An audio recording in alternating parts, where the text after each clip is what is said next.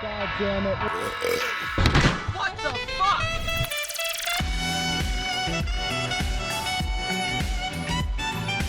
Oh! Holy shit!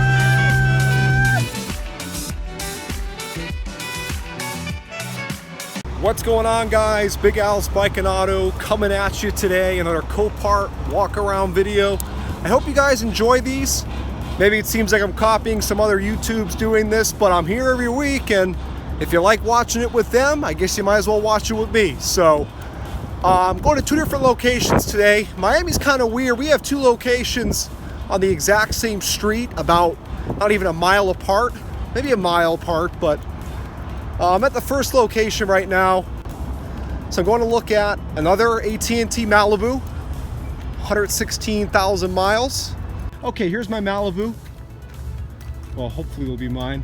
He's been going for a little too much money lately. The first one that they ever ran through a Copart location here in Miami was the one that you guys, if you go back to my channel, I did a video just the Malibu itself without the Cavalier.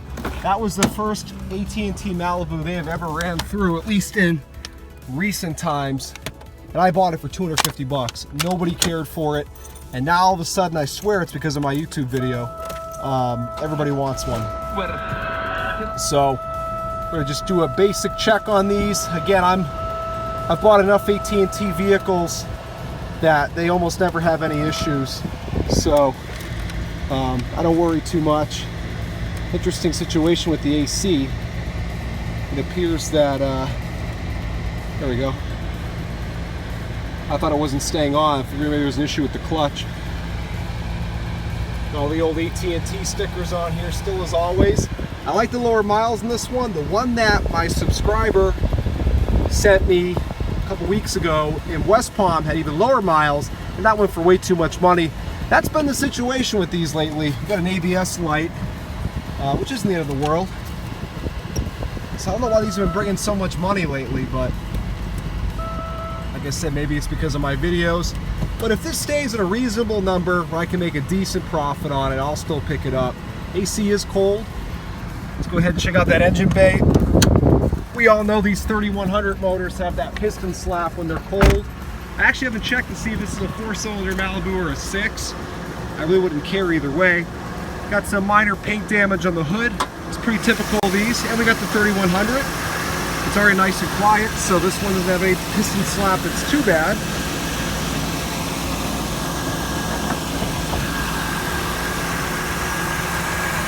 Right off the bat, I see a newer AC Delco alternator. Either that or it's a very clean original. Power steering pump is definitely new, or newer, I should say.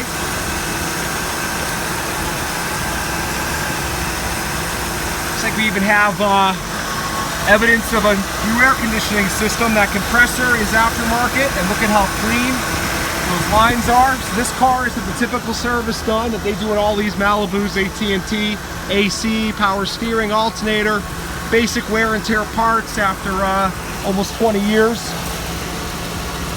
Oil looks decent. I don't see any issues with the intake manifold gasket. I don't see any coolant mixture. And it's dirty, which I almost prefer. It's not dirty, but it's not a new oil change, because then I can see that no one changed it to hide maybe the presence of coolant. Surge tank still has coolant in it, so we know it'll have an issue with losing coolant. At least on a bad one. We know the battery's good. It started right up without a jump. Everything looks good on this car. There's no transmission dipstick on these to check. It sounds good. It seems to run well. Let me give it a couple of revs now that it's warmed up.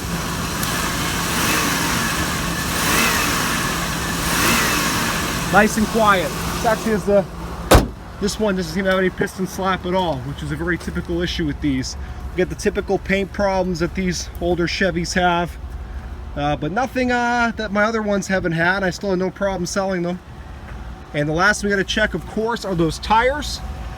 We got very good tread on the back. Definitely not new, but very good. And the front ones are essentially new. Still have the little nipples on the side. So I'm definitely interested in this. It doesn't surprise me one bit that everything checks out. The AC is nice and cold. Great. I did not expect to see this here. Got a Cadillac Elante. Is it raining right now? It's like raining rocks. What the hell's going on? Cadillac Elante. I wonder if this is stage 1 or a stage 2. It's a 90, so it's a stage 2. 87 through 89 was a stage 1 Elante. They more commonly had hard tops because I'm pretty sure they came with them. And this 87 had the 4.1, which is a engine. But overall, very similar to the 4.5 that this car had from 88 till 92. And there were some subtle differences. I believe these had a better ABS system than stage 2. And these are very hard to find hard tops for. But this one's in excellent condition. I actually almost bought 2 of these in the past few months from the same guy I bought the Riata from, but he let me take them home and test them out for a few weeks. They've been sitting for years and they just kept developing more and more issues from not being driven, so I ended up passing on them. But this thing is immaculate. I love the pearl white. I'm hoping it has the red interior. I think it does. Looks like the tires are good. So I'm definitely interested in this. I'm not sure what the situation is with this Elante. If this is, it's not donated, it doesn't have any, well, no, this isn't West Palm, so it wouldn't tell you. But, oh, it's insurance. So I wonder if this was flood. Interesting. Well, either way, I'm still very interested, especially because I have access to all of his cars for parts. So whatever this thing needs, I'll have no issue sourcing. I hate to rip up all this covering on the roof, but the interior looks excellent. Unfortunately, this one has the analog cluster, which was actually an option. Most of these came with the digital dash, which was beautiful.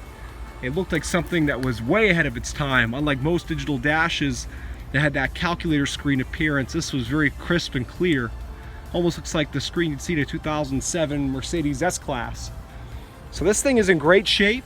You can tell it was definitely someone's pride and joy. I'm definitely gonna go ahead and bid on this, regardless of what the situation is. I know it doesn't run because there's no run and drive marking, but it's very clean. And again, I have all the parts. I'll have no issue sorting this thing out. So definitely gonna keep an eye on this Elante. This is a damn shame. This is a pretty rare find. We have a Southern Comfort Tahoe package. This was like one of those after factory packages you could have these companies do. And it's all loaded up. Someone was definitely a lover of the ganja in this car. You can smell it. This is an insurance company vehicle. It's not marked as run and drive. Very cool, I like it, but I just don't need a project like this right now, especially with 236,000 miles on it.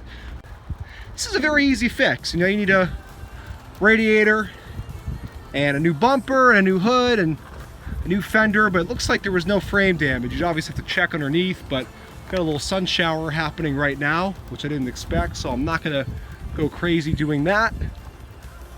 Let's keep looking. All right, so here I am at location number 2.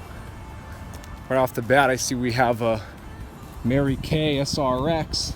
So here I'm looking for a number of vehicles to be on. Oh, I see a beautiful LS400 over there, but that's in the new arrivals area. Well, if I had to guess, this is probably donated. It's got the landing boat club plate thing in the front. It looks really clean. Typical dash cracks going on. Let's see if we get a peek inside. Wow. Typically these seats are in this condition. I don't think we have any juice though.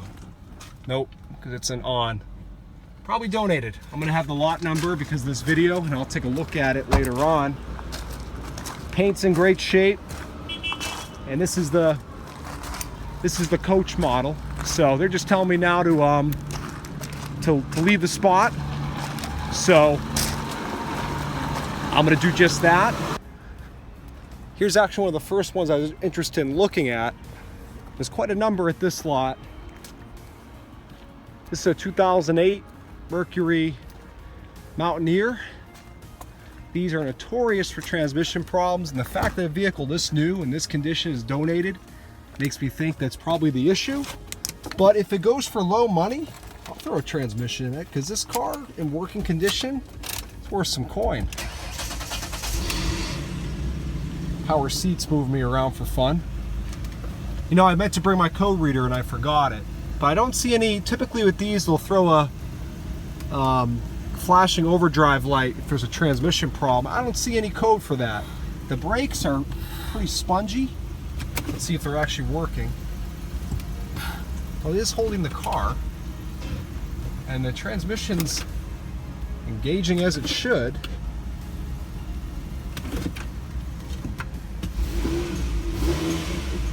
The other thing you have to worry about with these is timing chain issues. Wasn't as common with these later models in, say, a 2002, but certainly something to consider. That would really render this vehicle useless. You know, it's one thing if you have to throw a rebuilt transmission in for, you know, 800 to 1200, but when you get into timing chains and having to pull these engines out, at that point, you better just write the thing off. So let me see if I can find the hood latch. Way back in the days when I was in college, my buddy had one of these, but it was only a few years old then, and we loved it.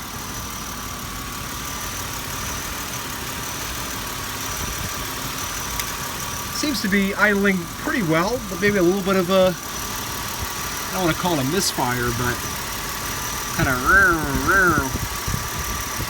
got a nice new Dayco radiator hose there. It's been maintained. Looks pretty clean, this engine bay. I don't hear anything alarming coming from this Nightmare 4.0 single overhead cam. I'm gonna have all the die-hard Explorer guys in the comments, oh, well, mine's been great and mine has 200,000 miles. Yeah, there's always exceptions to the rule. So generally these are crappy engines. Okay, the oil is gold. Definitely dirty, but I don't see any coolant mixture or anything like that. These engines also had head gasket problems. They had pretty much every problem that an engine could have. The old school OHV was a great engine. These, not so much. This battery looks pretty new. This thing doesn't seem too bad. These don't have a transmission dipstick, and that's one of their fates because you don't have any way of keeping an eye on the level without you know, actually servicing it underneath. So that's why a lot of the time these transmissions fail and no one saw it coming because there's no way to check the fluid level. And these will start leaking pretty bad or burning it up. Again, not as big of an issue with these newer ones as with the older ones, but again, they're still, this is only 10 years old, so who knows how it'll be in a few years, probably just as bad. Tires are great and appear to match. This is pretty loaded up. I definitely prefer this over the Explorer of the same year. It's got a little more class to it. It's in good condition, and I think unfortunately because of this it's going to bring a lot of money. And you know, would I mind paying, if I was able to test drive this and know for sure the transmission's good and that there's no timing chain issues, would I mind paying a higher figure for a car like this? Of course not. But at Copart you have to assume the risk because you haven't driven the vehicle, and you have to bid with that in mind. You don't want to end up with something that's junk. Test that AC out real quick. Looks like it was last serviced in 2017, a year ago, and it's barely been driven since. And that's when the miles are, it's due at 140. So it's been driven a few thousand miles since last oil change. The AC is not blowing cold. Typical 10-year-old car AC woes.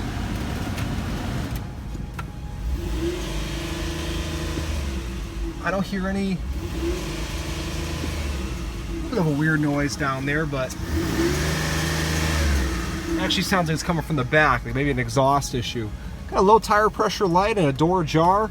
Otherwise, I don't see anything here that concerns me too much. So I'll definitely keep this in mind. This is a nice truck, and I'll tell you what, this is something I would not mind driving. Oh, we have the typical Ford radio failure? I think we do. Yep, that's done. Oh, that's not a big deal. Okay, so we'll keep this one in mind for sure. Doesn't seem too bad. It's in very nice condition. These pleathery leather seats always hold up pretty nice. I can testify with my Mustang in the same year. It's held up fairly well. So let's go find the next one. You guys will recognize this because I owned one. The GS300. I also bought from this exact same Copart location. If you remember, it had all kinds of issues going on. This is a donated, well, it's not a one owner, I think it's a two owner GS300, lots of miles on it, but let's see how she runs and if it'll even start. You know, I love donated cars, and these are generally pretty reliable, and mine's still going, the one I sold to my buddy. Looks like some asshole left the key in here on purpose to kill the battery, so we're not going to hear this one run, which is unfortunate because remember what happened with the last one that I bought. Didn't hear that one run either. I ended up having a loud tick in the engine and all kinds of things, but